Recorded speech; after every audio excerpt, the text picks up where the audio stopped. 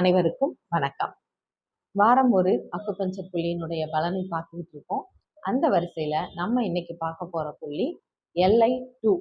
LI2 அப்படின்றது அந்த புள்ளி எங்க இருக்கு, அதனுடைய சிறப்பு என்ன, அதனால என்ன நோய்களெல்லாம் நம்மளால தீர்க்க முடியும் அப்படின்ற விஷயத்த பார்க்கலாம்.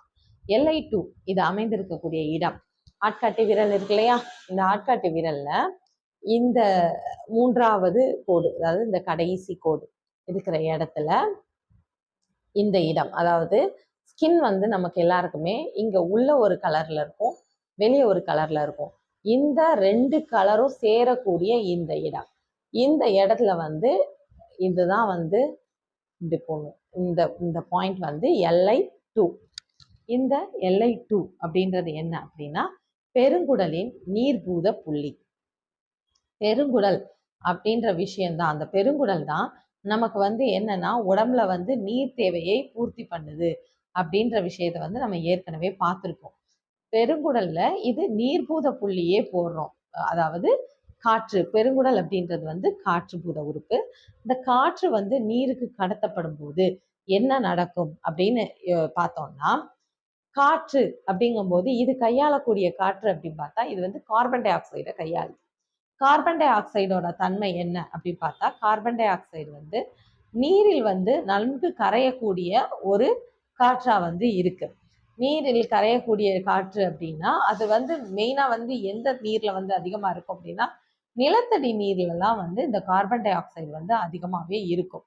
ஏன் அப்படின்னா நமக்கு நல்லாவே தெரியும், மரங்கள் கார்பன் டை ஆக்சைடை சுவாசித்து ஆக்சிஜனை வெளிவிடுது அப்படின்ற விஷயம் நமக்கு தெரியும். நம்ம ஆக்சிஜனை சுவாசித்து கார்பன் டை ஆக்சைடை வெளிவிடுறோம். இப்படி நம்ம வெளிவிடக்கூடிய நம்ம மட்டும் இல்லாம காற்றை சுவாசித்து வாழக்கூடிய அனைத்து உயிரினங்களுமே என்ன பண்ணுதுன்னா இந்த கார்பன் டை ஆக்சைடை வெளிவிடுகிறது. இது காத்துல கலக்குது, அது போக நீர்லையும் கரையக்கூடிய தன்மையுடையதா இருக்கு. நீரில் கரையக்கூடிய இந்த கார்பன் டை ஆக்சைடு தான் மரம் தன்னோட வேர் மூலமா இழுத்து அது சுவாசிக்குது. நம்ம மரங்களுக்கு எல்லாத்துக்குமே நம்ம என்ன தண்ணி ஊத்திக்கிட்டேவா இருக்கும், எல்லா நேரமும் மழை பெஞ்சுக்கிட்டேவா இருக்கு அப்படிலாம் இல்லை. ஆனாலுமே அது செழிப்பாதான் இருக்கு. சாலையோரங்கள்ல எல்லாம் பாக்குறோம், அதுக்கெல்லாம் யார் தண்ணி ஊத்துறாங்க? அது எங்க இருந்து தண்ணி எடுக்குது? நிலத்தடியில இருந்து தண்ணி எடுக்குது. அந்த நிலத்தடி நீர்ல என்ன இருக்கும்னா அது சுவாசிக்க தேவையான கார்பன் டை ஆக்சைடு இருக்கும். ஓகேவா? இப்போ நீரில் கரைந்த கார்பன் டை ஆக்சைடை எடுத்து மரம் செழிப்பாக வளரும். இதுதான் நேச்சரோட கான்செப்ட். இப்ப நம்ம உடம்புல மரம் அப்படின்றது என்ன?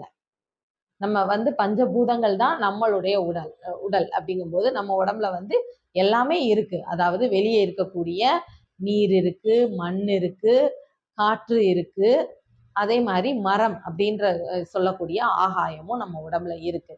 இதுல மரம் அப்படின்னு நம்ம பாக்குறோம் அப்படின்னா மெயினா அந்த தளத்தை என்னவா எடுத்துக்கலாம், நம்மளுடைய கழுத்துக்கு மேற்பட்ட பகுதி இது ஃபுல்லாவே இந்த ஆகாயம் அப்படின்ற இந்த மரத்தை குறிக்கக்கூடியதா இருக்கும். அப்போ இந்த LI2 அப்படின்ற பாயிண்ட போடும்போது நமக்கு எது சரியாகும் அப்படின்னா இந்த ஐம்புலன்களும், அதாவது நமக்கு கண் பார்வை, இப்ப கண் பார்வை ரொம்ப மங்கலா இருக்கு அப்படின்னா நம்ம அதுக்கு LI2 போடலாம். ஏன்னா இது நீரில் கரைந்து, அதாவது நமக்கு நமக்குள்ள நீரா இருக்கக்கூடியது ரத்தம். அந்த ரத்தத்துல இது கரையும் போது கார்பன் டை ஆக்சைடுன்ற ஒரு உலோகம், அந்த உலோகம் கரையுது. கரைஞ்சி நமக்கு பிளட் மூலமா அந்த சப்ளை கிடைக்கும் போது நமக்கு நம்ம உண்ட உணவுல உள்ள மெட்டல்ஸும் சேர்ந்து சேரும்.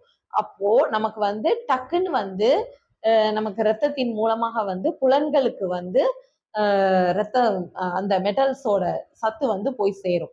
அப்படி பார்க்கும்போது நமக்கு முதல்ல கண் பார்வை அப்படின்ற விஷயம் நல்லா தெளிவாகும். கண் பார்வை அப்படின்றது எதை பொறுத்து அப்படின்னு பார்த்தோம்னா நம்ம அதாவது அது ஒரு ஒளி சம்பந்தப்பட்டதுதான். ஒளியை தான் நம்ம பார்க்குறோம். ஆனா ஒளியை பார்க்குறோம் அப்படின்னாலும் அதை ஒரு இடத்துல ஒன்று திரட்டி தான் நம்ம பார்க்குறோம். அப்போ ஒன்று குவிந்து பார்க்கக்கூடிய இந்த விஷயத்துக்கு என்னமும் வேணும் அப்படின்னா காற்று கண்டிப்பா வேணும். அந்த காற்று நமக்கு ரத்தத்தின் மூலமாக கடத்தப்படுது. அதாவது காற்றுன்ற மெட்டல் நம்ம உடம்புக்கு தேவையான தனிம வளங்கள் வந்து கிடைக்குது. அப்போ வந்து கண் பார்வை வந்து நல்லா வந்து தெளிவாகும். மங்களா ஒருத்தவங்களுக்கு கண் பார்வை இருக்குன்னா நீங்க இந்த இடத்துல வந்து ப்ரெஸ் பண்ணும்போது உங்களுக்கு கண் பார்வை வந்து கொஞ்சம் பிரைட் ஆகிறத நீங்க வந்து உணர முடியும். அப்ப நீங்க கண் பார்வையை சீர்படுத்திக்கணும் அப்படின்னு நினைச்சீங்கன்னா அக்குபஞ்சர் வந்து நீடில் வந்து போட்டுக்கிடலாம். போடும்போது உங்களுக்கு மாறும். அதே மாதிரி ரெண்டாவது வந்து மூக்கு. மூக்குன்னு எடுத்துக்கிட்டோம் அப்படின்னா இங்க என்ன தொந்தரவு இருக்கும்? அதாவது மூக்கு அடைச்சிருக்கு, அந்த மாதிரி விஷயங்கள் இருக்கும்போது நம்ம வந்து இந்த பாயிண்ட்டை போட்டோம்னா மூக்கு அடைப்பு வந்து கண்டிப்பா வந்து நீங்கும். நீங்க ப்ரெஸ் பண்ணும் போதே உங்களுக்கு வந்து நல்லா தெரியும். வீட்டில் ப்ரெஸ் பண்ணி பாருங்க. அந்த மாதிரி மூக்கடைப்பு இருக்கு அப்படின்னா நீங்க அமுக்கி பாருங்க. அங்க வந்து ஏர் ரிலீஸ் ஆகிறத வந்து உங்களால புரிஞ்சுக்க முடியும். அதே மாதிரி வாயில அப்படின்னு பார்க்கும்போது இங்க காற்று வந்து அதிகமா இருக்கக்கூடிய இடம் வந்து தொண்டை. அப்ப தொண்டை பகுதிகளில் வந்து ஒரு வலி இருக்கு, இல்ல வறட்சி இருக்கு அப்படிங்கும் போது நம்ம வந்து என்ன பண்ணலாம் அப்படின்னா இந்த பாயிண்ட்டை வந்து ப்ரெஸ் பண்ணி விடலாம். ஓகே. அதே மாதிரி தான் காதும். காது வந்து என்னன்னா காற்றிலிருந்து ஒளியை வாங்கி நமக்கு வந்து கொடுக்குது. அது வந்து காத்துல கலந்திருக்கக்கூடிய சவுண்டு தான் நமக்கு வந்து கேட்குது. அப்ப இதுவும் வந்து காற்றோட கலந்த விஷயமா தான் இருக்கு.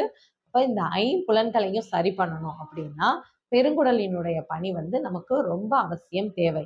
இன்னொன்னு 5வது புலன் தோல். தோல் வியாதிகள் அப்படின்ற ஒரு விஷயம் இருக்கு அப்படின்னாவே அவங்களுக்கு வந்து நம்ம பார்க்க வேண்டியது மலச்சிக்கல் இல்லாமல் இருக்கா அப்படின்ற விஷயத்தை தான் ஃபர்ஸ்ட் வந்து பார்க்கணும். ஏன்னா இந்த காற்று அப்படின்ற விஷயம் தான் தோல்ல இருந்து ஒரு அரிப்பை உண்டாக்குது. அவங்களுக்கு வந்து ஒரு மாதிரி என்ன சொல்றது ரேஷஸா வருது.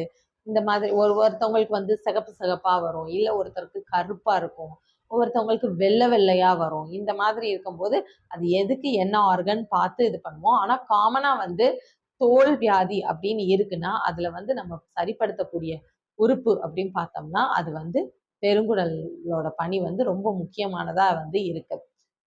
இந்த பெருங்குடல் தான் நம்ம உடம்புக்கு தேவையான நீரை கொடுக்குது. அப்படிங்கும்போது இந்த LI2 போடும்போது நமக்கு நீர் அப்படின்ற ஒரு விஷயம் வந்து நம்ம உடம்புக்கு கிடைக்குது அப்படின்னா எப்ப வந்து பெருங்குடல் நம்ம உடம்புக்கு நீரை கொடுக்கும் அப்படின்னு பார்த்துருக்கோம்னா அதாவது மோஷன் வந்து நல்லா போயிருச்சுன்னா மலக்கழிவு நல்லா வெளியேறும் போது அங்க வந்து சுத்தமான நீர் வந்து நம்ம உடம்புக்கு கிடைக்கும் அப்படின்னு பார்த்துருக்கோம். அப்போ இந்த LI2 அப்படின்ற ஒரு விஷயத்த வந்து நம்ம போடும்போது இங்க வந்து மோஷன் ப்ராப்ளமும் இல்லாம அவங்களுக்கு வந்து இருக்கும். சரியா? இப்ப இந்த பெருங்குடலினுடைய இந்த நீர்பூத புள்ளியை போடும்போது எவ்வளோ பிரயோஜனம் நடக்குதுன்னு நம்ம பார்த்துட்டோம். இந்த கார்பன் டை ஆக்சைடு அப்படின்ற விஷயம் வந்து ஒரு பதிவை ஏற்படுத்தும் அப்படின்ற விஷயத்த வந்து நம்ம சொல்லியிருக்கோம். அப்ப வந்து இந்த கார்பன் டை ஆக்சைடுனால ஒரு மெமரி பவரும் வந்து நமக்கு வந்து கூடும். அதே நேரத்துல இந்த கார்பன் டை ஆக்சைடு அதிகமா தேங்குச்சுன்னா நமக்கு என்ன மாதிரி பிரச்சனைகள் வரும் அப்படின்றதும் இருக்கு. கார்பன் டை ஆக்சைடு நிறைய தேங்கி இருக்கும் போது தான் இந்த அபான காற்று அப்படின்றது வந்து ரொம்ப மேலெழும்பி நமக்கு வந்து ஒண்ணு ஏப்பமா வரும், இல்லைன்னா கேஸ்ட்ரிக் ப்ராப்ளமா வந்து நம்ம உடம்புல வந்து வெளிக்காட்டும். அடிக்கடி வந்து வாயு பிரிஞ்சுக்கிட்டே இருக்கு அப்படின்றது. அப்போ வந்து இந்த மாதிரி பிரச்சனை இருக்கு அப்படின்றவங்க வந்து இந்த பாயிண்ட்டை எப்படி யூஸ் பண்ணலாம் அப்படின்னா இங்க வந்து என்னன்னா நம்ம இந்த கார்பன் டை ஆக்சைடை குறைக்கணும், இந்த பிராணனை வந்து இன்க்ரீஸ் பண்ணணும். அப்போ இந்த மாதிரி இந்த கார்பன் டை ஆக்சைடு இருக்கக்கூடிய இந்த விரல் வந்து இந்த பிராணனினுடைய விரல் அப்படின்னு சொல்லியிருக்கோம் இல்லையா, இதனுடைய அடிப்பகுதியை வந்து தொடணும். இது வந்து கட்டுப்படுத்தி இருக்கணும். இத இப்படி நீங்க இப்படி பண்ணும்போது உங்களுக்கு வந்து கேஸ்ட்ரிக் ப்ராப்ளம் இருக்கு, உடம்புல வந்து அடிக்கடி வந்து வாயு வெளியேறிக்கிட்டே இருக்கு, இல்ல ஒரு பயறு வகைகள், சுண்டல் வகைகள் இதெல்லாம் சாப்பிட்டா எனக்கு வந்து செரிக்க மாட்டேங்குது, ஒரு மாதிரி வயிறு திட்டுமுட்டு அடிச்சுக்கிட்டு இருக்கு, உள்ள வந்து காத்து சுத்திக்கிட்டே இருக்கு அப்படிலாம் நீங்க சொன்னீங்க அப்படின்னா உங்களுக்கு அந்த தொந்தரவு இருக்கு அப்படின்னா நீங்க வந்து செய்ய வேண்டியது இந்த முத்திரை. இதன் மூலமா நம்ம வந்து கார்பன் டை ஆக்சைடை கட்டுக்குள் வைத்து பிராணனை வந்து மேலெழும்ப வைக்கிறோம். அப்படி இருக்கும்போது நமக்கு இந்த பிரச்சனைகள்ல இருந்தெல்லாம் ஒரு நல்ல தீர்வு கிடைக்கும். இதை வந்து எப்படி செய்யலாம் அப்படின்னா நல்லா நிமிர்ந்து உட்காந்து உங்களுக்கு எப்பெல்லாம் ஃப்ரீ டைம் கிடைக்குதோ அந்த டைம்லலாம் நீங்கள் வந்து இந்த மாதிரி செஞ்சுக்கிட்டே வரும்போது உங்களுக்கு அந்த பிரச்சனைகள்லாம் தீரும். சரியா? இப்போ இது வந்து இந்த கார்பன் டை ஆக்சைடு அப்படின்ற இந்த காற்று, அதாவது வந்து நமக்கு ரத்தத்துல வந்து கலக்குது அப்படின்றத நம்ம பார்த்தோம். அப்போ நமக்கு என்ன படிச்சிருக்கோம் அப்படின்னா, அதாவது நமக்கு வளர்சிதை மாற்றம் நடைபெறும் போது வெளிவிடக்கூடிய ஒரு விஷயமா தான் இங்க வந்து கார்பன் டை ஆக்சைடு இருக்கு. அதாவது இதனுடைய அடர்த்தி வந்து மிகவும் அதிகம். அப்போ இது வந்து ஒரு இடத்துல வந்து தேங்கக்கூடாது. அவங்களுக்கு ஏற்கனவே வந்து ரொம்ப தேக்கம் அதெல்லாம் இருக்கு அப்படின்னா, இந்த பாயிண்ட்டை நம்ம யூஸ் பண்ணணுமா அப்படின்னு கேட்டா, யூஸ் பண்ண வேண்டியதில்ல. யாருக்கு எது தேவையோ, மெயினா வந்து இத வந்து இந்த பாயிண்ட்டை போடும்போது மரம் அப்படின்ற அந்த பூதம் வந்து பலன் பெறும் அப்படிங்கும்போது, மரம்ங்கும்போது நமக்கு வந்து ஐம்புலன்களும் வந்து இதன் மூலமாக நல்ல சிறப்பை வந்து பெறும். அதனால ரொம்ப பயனுள்ள இந்த அக்குபஞ்சர் புள்ளிய பயன்படுத்தி உங்களுடைய தொந்தரவை வந்து குறைச்சிக்கோங்க.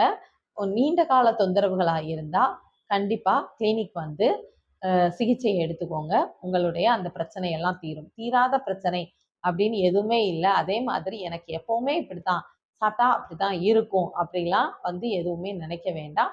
அது எல்லாமே வந்து மாறக்கூடிய தன்மை உடையதா இருக்கும்.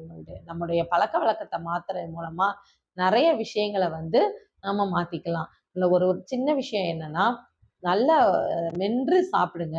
சாப்பிடும்போது இடையில தண்ணீரை வந்து குடிச்சுக்கிட்டே இருக்காதீங்க. அப்படி இருந்தீங்கன்னாவே உங்களுக்கு வந்து செரிமானம் அப்படின்ற ஒரு விஷயம் வந்து நல்லா நடக்கும்.